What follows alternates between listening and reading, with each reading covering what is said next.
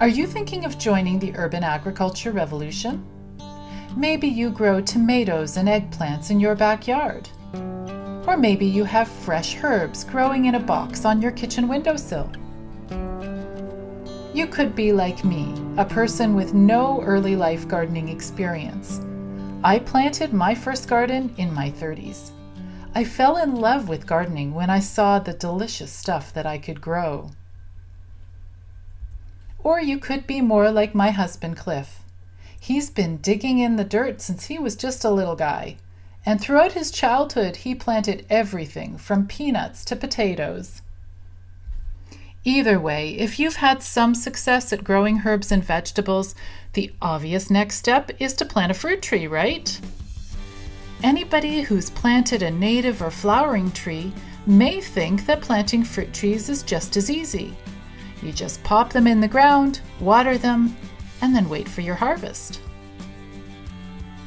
Well, at least that's what I thought back in 2006, when my garden inspired me to investigate the possibility of growing fruit.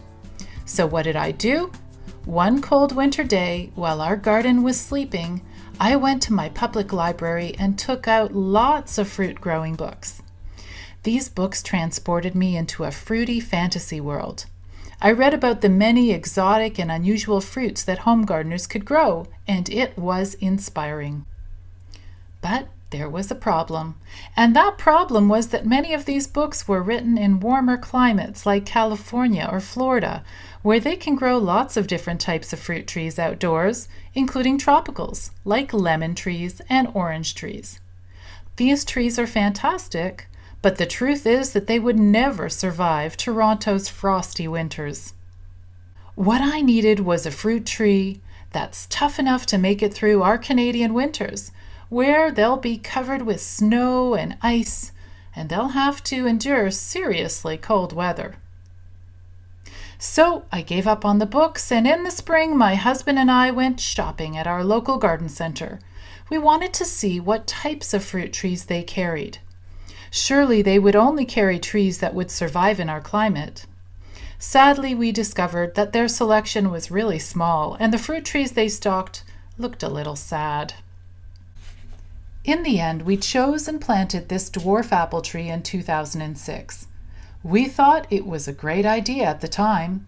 The label said this tree would produce 5 different types of apples. But guess what? It was a dwarf tree, and 7 years later, it had hardly grown at all.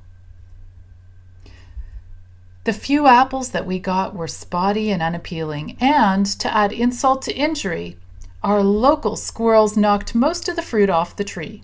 Frankly, it was depressing. What on earth did we do wrong?